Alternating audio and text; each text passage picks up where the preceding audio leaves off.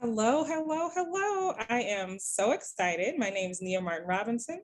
I'm one of the founding partners of For the Culture, and welcome to our second episode of our Beyond series.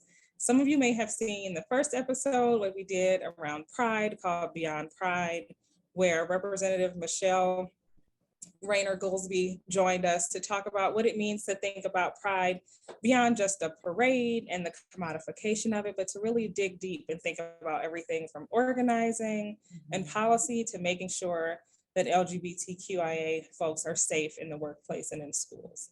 So I'm really excited about this second episode. We are going to be talking about what it means for folks to be going back to school. You know, some kids are already back in school.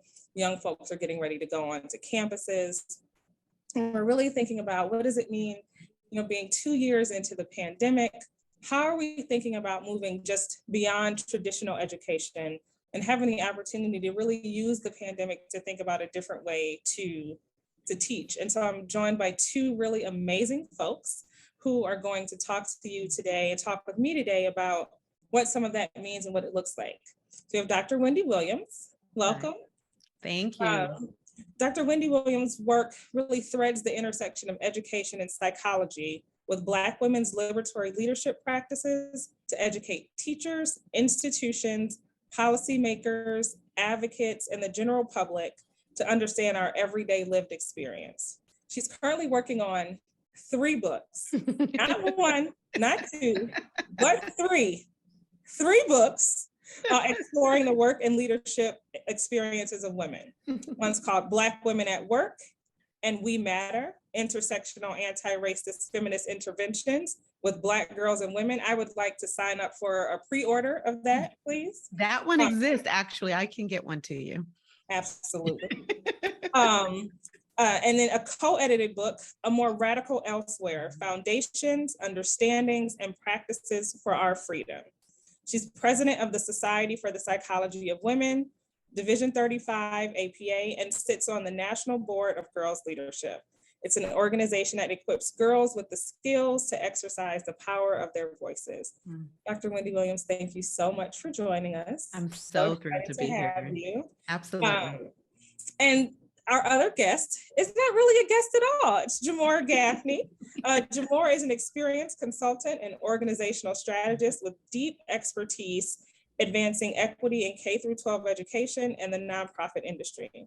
For over 10 years, she has turned her passion for diversity and equity and inclusion into programs and events that seed transformation. And she's also turned it into her job because Jamor is one of the founding partners of For the Culture, as many of you know. I'm so excited to be able to have this conversation with her and to really be able to pull in her expertise as a teacher and strategist in the work that she did around K-12 education. So welcome to you both. I'm excited about this conversation and I'm ready to dig in. How about y'all? I'm here for it. All right. So this first question, there'll be a couple questions that are for both of you. And then when there's a question that I'm just directing at one of y'all, make sure that you know. Okay. So our first question is, as students and educators prepare to return to the classroom, what does this time of year generally look like for them? And then how is the fact that we're still in a global pandemic that now includes illnesses like monkeypox and polio impacting the way people are approaching what it means to go back to school?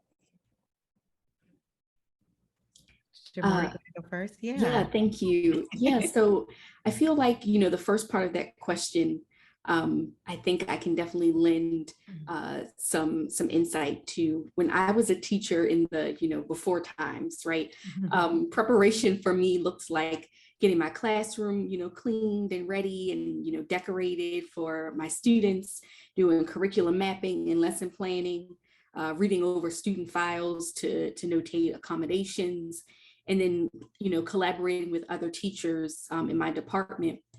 And I really feel like I had a lot of space to really set intentions about how I wanted to show up as a teacher for my students, but for my broader school community as well.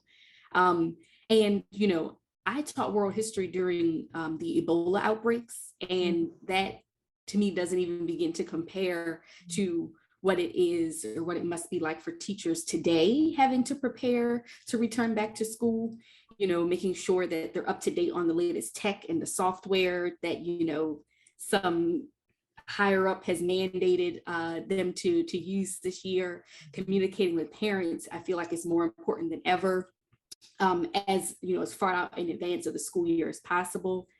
And in addition to those things, I feel like, there is this other piece where educators, teachers in particular, are there's these lingering questions, I think, if you will, around whether or not your school administration or school district actually cares about your physical safety and health.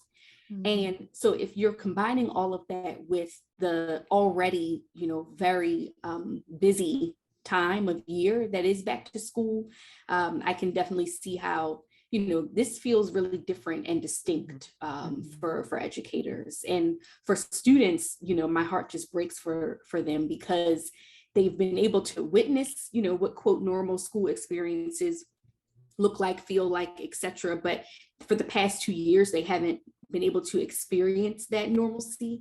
And, I just imagine that they're probably feeling a little bit anxious about, what this new school year will hold. My sister just moved onto campus for her freshman year of college. And, the ways that she's described her senior year of high school for me, it has been so anticlimactic that her expectations for, the next level of her education are completely skewed, right? It's warped. And so I have to wonder, and think that everyone, both students and teachers, probably are on edge and on guard as they're preparing. Mm-hmm. Mm-hmm. Yeah, I really just think, Jamor, that you capture it so well. As you were speaking, I'm sitting here thinking, what are the words that really sit inside of that? And I think that there's this sort of ambivalence and paradox that sort of capture the moment. People want to go back to something that feels normal. And I think that for all of us, particularly in a country where education is compulsory, right? At age 5, most children parents have to show some educational experience happening for each child in the family. We have an expectation for what that should look like and what it will be. And for the last 3 years, it has been very abnormal. And that abnormality also is shaping a new normal that we aren't quite ready to define. And so we're in this really weird limbo place of I can get used to something and it may not be what the ultimate something will be. The metaphor that comes to mind actually is a child who's placed in foster care, where they don't know if this placement will be a permanent placement, because the placement is not adoption necessarily. And so that constant having to move and adjust and worry about fully allowing oneself to attach. And I think that that's happening for teachers and administrators and leaders and children and families, parents and communities. It's really, really tough to think about what does normalcy look like in that context. I think it's also this sort of, excitement. Everyone, I am a dean of a school of education. The school that we run has a children's school, a day school embedded, and we had different tiers of activity during the initial days of the pandemic, serving a student body from age 5 months to age 10 to 11 years means that we had a group of students 0 to 4 who weren't going to do Zoom school. That's not what's going to happen there. Mm-hmm. And so we had parents who needed us so that they could actually go back to work, needed us to have the school building open, at least for what we call infant toddler room and transitional kindergarten and pre-K. These, the precarity of that moment, and this was before we had vaccines. This was before, before even some of the mitigating tools that we have now that make it possible for us to imagine school, still made it very difficult to run a school environment, made it very difficult to be in that space. When we have diseases like monkeypox, like polio, like COVID still circulating in our culture, it means that I'm so excited to come back and be with everybody, and I'm scared of what that means to come back and be with everybody. And that's the ambivalence. That's the paradox, right? The shoe that may drop and we don't know what that will look like. One of the things that our public health officials are really concerned about is what will happen this fall and winter, because these are cold and flu months. And so COVID is transmissible, is easily transmissible during those times as well, let alone the other diseases that we're really dealing with. Back to school is back to school is both a time of great hope and anticipation, and also a bit of real fright and concern, if we're honest. And I think being in the hyper elevated levels of emotion with regard to that means that we tire, we're fatigued, we feel sad and worried. These feelings also and anxious connect to, at times, other mental health issues, depression, and the like. And so the experiences of going back are sullied by this very complex emotional context that we are in, and that is for everybody involved. Thank you so much. Want to stay talking about teachers for a moment. My mom was a teacher in the Detroit public school system for 35 years. Okay. So a very long time.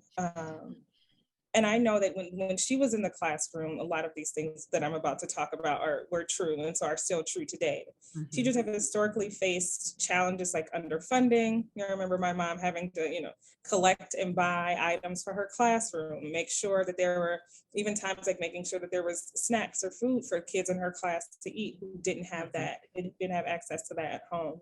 Mm-hmm. But they also see a lack of support in identifying professionally trained folks who are able to work with students who are experiencing various forms of trauma. And teachers also have to contend with violence, both physical and gun violence inside of the schools. And that's not just a now, right? That has been the reality for teachers for some time. Mm-hmm. So how is this contributing to what we're hearing as, we also know that we're in something called the Great Resignation right now. We know that that's happening in schools as well. We hear folks talking quite consistently about a teacher shortage that's happening. How were some of the things that I named contributing to the Great Resignation as far as educators and teachers are concerned? I have to go first, Jamor. Yeah. I do. Having served as an educator and a college administrator, a dean of a school of education, where we prepare teachers and leaders for the classroom and for school districts and systems, we have seen the Great Resignation happening prior to it having a name. Mm-hmm. We have seen real difficulty in attracting bright, competent, strong, committed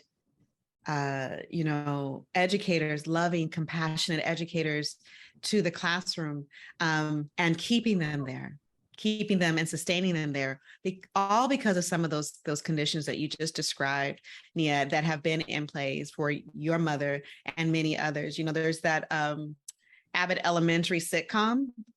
It's popular and it has a wide audience because a lot of people know that from having gone through the trenches of being educators and trying to do that very good and important and meaningful, purposeful work in our educational systems, all the while not being supported. So what I will say is that teachers, similar to other first responders and folks on the front lines, as you will, emergency workers, as we were talking about them at the start and during the height of the pandemic, have felt undersupported for many, many years. And it just was heightened in such a way where the country could attend to the fact of our over-reliance and dependence on educators, all the while not providing them the necessary things that they need, resources that they need to perform their jobs well. So let alone supplies for the classroom. Jamor talked about going in and needing to set up the classroom, make it beautiful and welcoming, getting all this stuff. But with COVID, teachers also had to figure out where was the PPE and where were just some like regular practices and processes that would have in line, for example, for them to get the vaccine first. Sadly, these were the types of policy decisions and practices that we had to think about it and puzzle through as a culture, as opposed to automatically understanding that these were where we should put our time, attention, priority with these folks. I will say too, that similar to Black Lives Matter, Black Squares and Fist Up and folks showing up at different protests, our appreciation for educators has waned with time. And our focus on having a more radical and reimagined possibility for education has quieted. Arundhati Roy famously wrote in the Financial Times in April of 2020, her essay, "The Pandemic is a Portal." And it is, and we haven't gone through it. We have figured out how to just stay comfortable with not changing and with the status quo, because that is easier than to make the types of transformative changes that we've always needed in education. So, I think that what we are seeing inside of the Great Resignation is this idea of, if you haven't done it with a pandemic, y'all are just not going to do it. And the y'all is society. The y'all is our government. The y'all is, a governmental and lawmaking body that controls the purse strings of this nation, with the types of investments in people and human beings. And we saw what happened with Recovery Act monies and the politics that took place to finally get us to an Inflation Recovery Act, or whatever they're calling it. The focus on people and the impacts on people's lives were removed primarily, mostly from that legislation. So it gives you a sense of the type of exhaustion and fatigue and enough is enough that we're seeing, not only with teachers and educators, but with folks in other fields as well. Yeah, and Dr. Wendi, I was literally thinking the same thing. So thank you for beautifully sharing my response as well. But I just feel like at this point, the term burnout is an understatement when it comes to the education field. Like, teacher shortages across the country, it makes sense, honestly, because of the ways that, as you said, society has shown this sort of devaluation of education, of teachers, really. Folks are already underpaid for their time and their work. There are new mandates and initiatives every school year that requires teachers to pivot for the sake of, trying the new thing. And you mentioned a really, really critical point too around, it's not just that, teachers today don't have the proper resources to, decorate their classroom or make sure that they have the right tech at home for hybrid learning. It's also this very real piece of, like, they also are not provided proper PPE. That's and right. Policies are loosening by the week. Yes. I'm here in Maryland, and my fiance is a teacher. And she actually teaches special education, where for those kiddos, it's hard to keep a mask on all day, let alone, other parts, other clothing, right? And so that's a challenge already in itself. And she literally got an email earlier this week saying that, protocols are different and policies are different. Students who have been exposed to COVID or who are positive can still come into the school building. And so with all of those sort of, basically what that's telling our educators is that they don't matter. And so with that stark reality, right, and then on top of that, this narrative around this heightened threat of physical and gun violence. Although Nia lifted up, this is something that has been happening for a while, but there is this sort of heightened awareness around these threats. Of course, that folks will be considering whether or not to stay or go. And I understand and empathize with that tug on the heart of an educator, because it is a calling, and teachers are immensely talented. And I'm sure that it is not an easy decision to say goodbye to their calling, to their love of teaching, but also to those students. Because I know that for me, when it was my time to make my decision about whether or not to transition out of education, that was the first thing that came to mind was, I'm gonna miss these kids. And so it's a hard position that we've put our educators in. But that is their reality. And like I said, and like you said, it makes sense that that this is happening. can I just add something else? I really connect with Jamor. You lift up something that is also been business as usual for teachers and educators. And I think that we don't really give it a lot of time or attention because we don't hold with high enough regard the emotional lives of educators. So their connection and love for their students, families, and what it means for them to have that role in their communities. But also what those work conditions are, literally to have different administrations coming in every 3 to 5 years and telling you that the goals and the purpose of your work is something all too new, different, and fantastic compared to the last the last one. And just to really sit with how frustrating that must be. To be told that you must create magic out of nothing.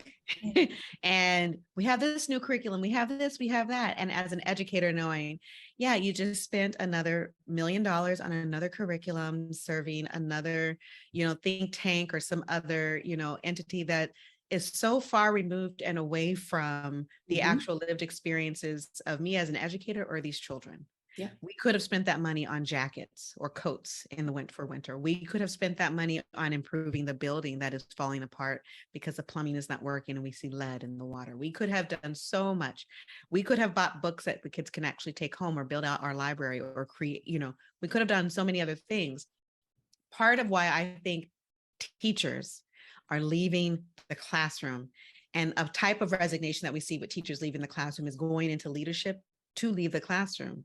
In order to perhaps be one of the top ones at the top to have a top down that is more humane, but quite honestly, just to escape that type of dogmatism and hierarchical push into their classrooms that disregards and disrespects their intellectual contribution to the lives of our children.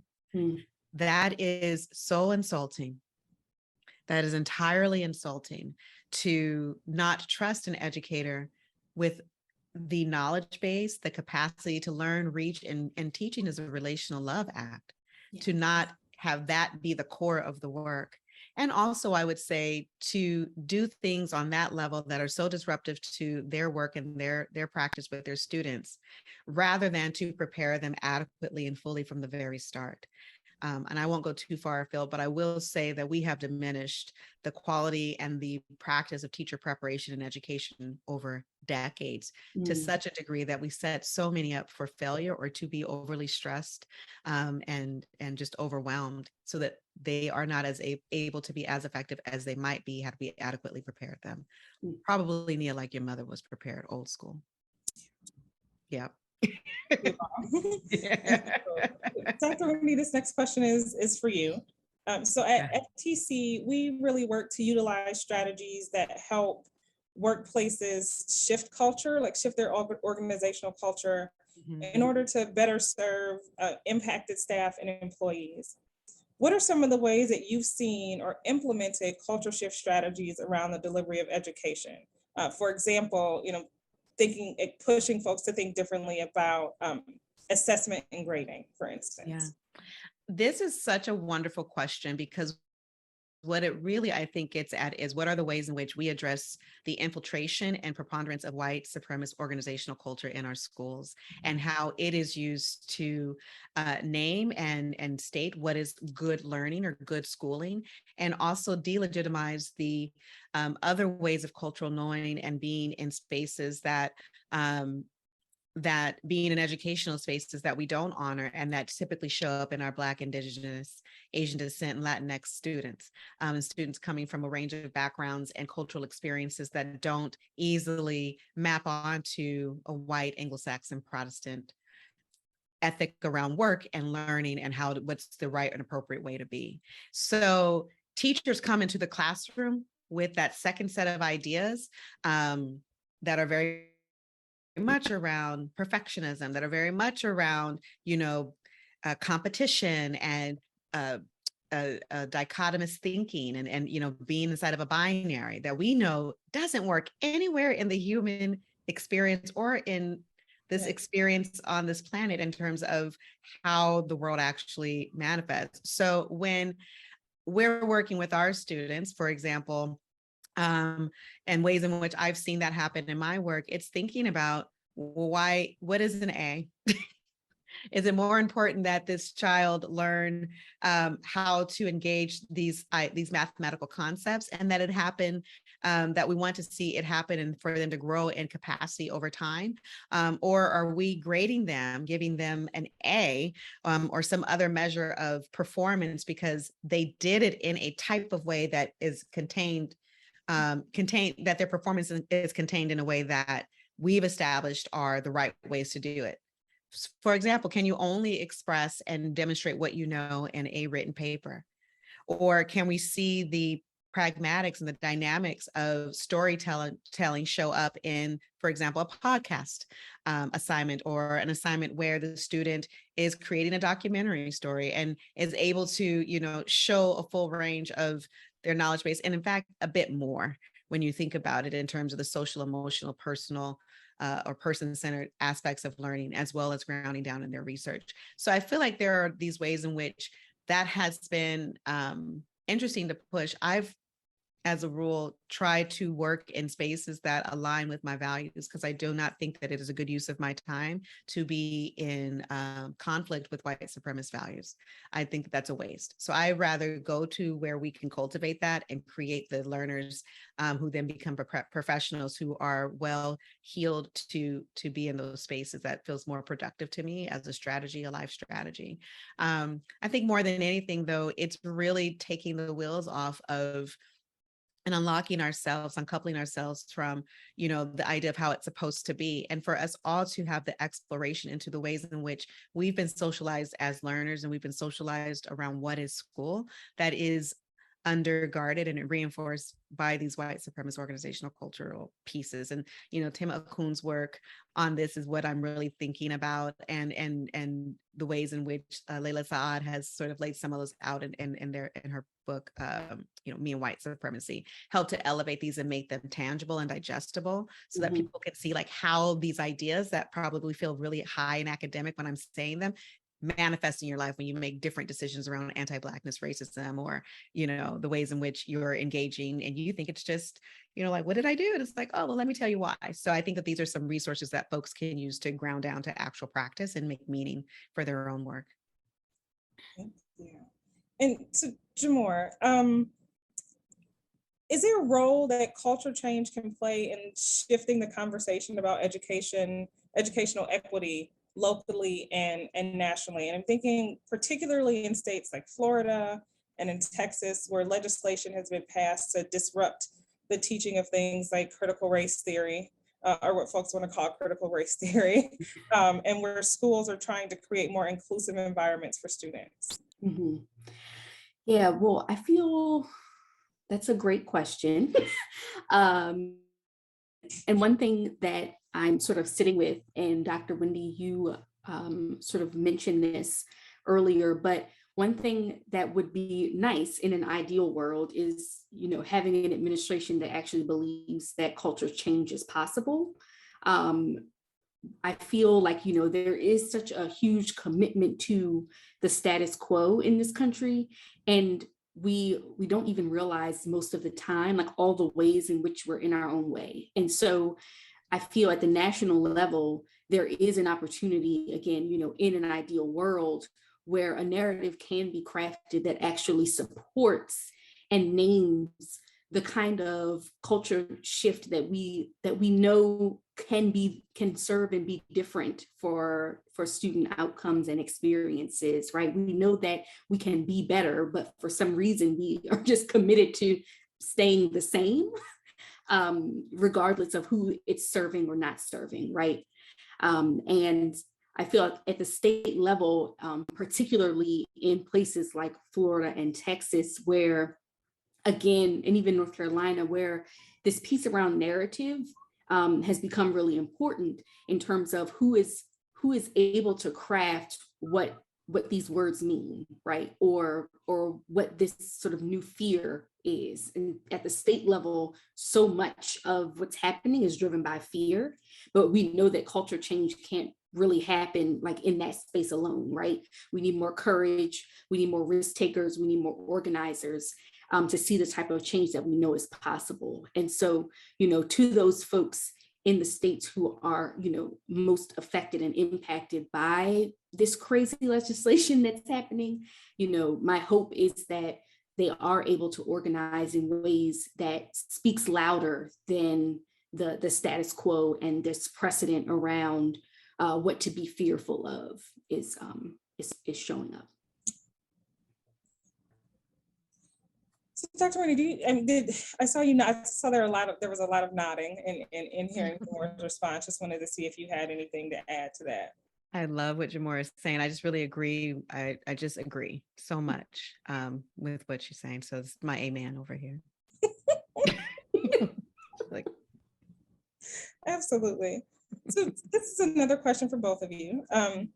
Students and educators alike have been impacted by national conversations around equity, justice, and accountability over the past decade, but even beyond that, right? We know that so many of the social movements that we've seen bubbled up, got their excitement and their lift on campuses, whether that's in high school students or on college campuses. So we know that students and educators have been a part of social movements and that work for as long as we can remember.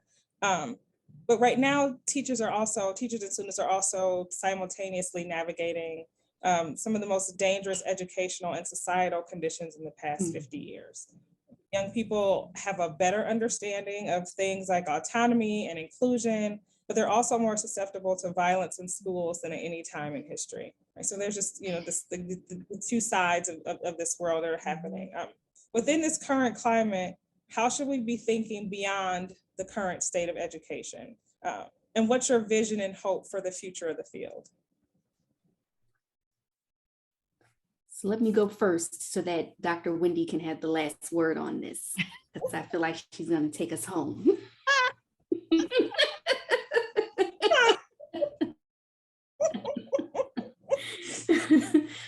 So this question is, I think, really loaded, and also evokes like emotion in me as well, as I do feel very closely connected to the classroom, just through both my experience as a student, and the ways that I was prepared to become who I am as a leader, and as a Black woman, but also as a teacher and as a diversity practitioner in schools. I have so many hopes and dreams for the education field. As far out as I can see, in terms of my vision, I see education being a field that can draw out exceptional talent from both students and educators. This buzzword of, defund is coming to mind. Everyone talks about, defunding the police or defunding reproductive health, but education, I feel, has been in a consistent funding battle for so long. And it just makes no sense when we think about how we want to thrive, or the ways that we say we want to thrive in the future. It just makes no sense for education to be in the current state that it is. And so moving beyond that, I feel like it's going to require a reinvestment in the field, and also a reimagining of the purpose of education. I remember as both a student and a teacher, the classroom for me was a place where I learned who I am, a place where I learned what I'm capable of, and also a place where I was able to harness and cultivate my own gifts to see and experience the ways that I could impact folks around me. And so that's a very powerful testimony. And we don't have the time today for me to get into all of it, but my hope for the future of education is that there are many more people who have a similar testimony to me to share, instead of some of what we are seeing from our young folks and from folks who are touched by the education field. When I listen to Jamor speak, it reminds me of, and processing this question, Nia, I think about early days in graduate school. I went to graduate school in Atlanta, Georgia, and I'm a psychologist by training, but I went to this conference, which was an educators conference. It was called Nsaka Sum Sum, and it was hosted by one of my mentors, Dr. Asa Hilliard, who's gone on, and Dr. Wade Nobles, who is a wonderful educator, Black psychologist and African-centered psychologist out of San Francisco State here in the Bay Area. And Insaka Sum Sum is translated to awaken the spirit of the child. And they articulated that with the grounding of the word education, having the base in educare, it is to awaken the spirit. And my dream for education is just to do your job and awaken the spirit of the children. Mm-hmm. That is the job of what we're supposed to do. All this other stuff is distraction. It's just not even the point of what we're doing. And every time we spend time on new and newfangled curriculums, or have a new urban education where we're looking at Black, brown, and poor children and Indigenous children as little widgets to experiment with and see what they can do. All the while, wealthy children, primarily from white families on the Upper East Side in New York or on the peninsula in California, are still seeking the same old school, down-rooted relational educational practices, Nia, that your mother practiced in Detroit. I know it because I was reared up by those teachers. Mm-hmm. Those are my teachers. That's why I act the way I act now, because I know what I know. And when we don't have teachers like that in front of children of all racial backgrounds, of all approaches to life, and thinking about what their freedom from binaries and limitations look like, we create a society of broken, sad, fragile, vulnerable people. And those are people who can be treated like sheep. Mm-hmm. Those are people who can be manipulated and can be used for the purposes of others. And that is what we have in the society right now. So when Jamor was talking about what's happening across this nation, particularly in Florida, then I know you all probably paid attention to the news about that coming out. That is by design. And that is so that we don't have this legacy of folks having school as a place where movement is born, because you're understanding critically the context in which you're learning and not learning. And it's not just about information. It's about you having enough faith and enough solidity in who you are and knowing who you are. When your spirit is awakened, you are whole. Nobody can mess with that. We are creating the context for our society, for our populace, for our communities to be violated and to be manipulated, to be groomed, if you will, for manipulation. So my dream for education for the field, and quite frankly, for all of our people, is to get free. And if education does that, then we will be fine. Mm-hmm.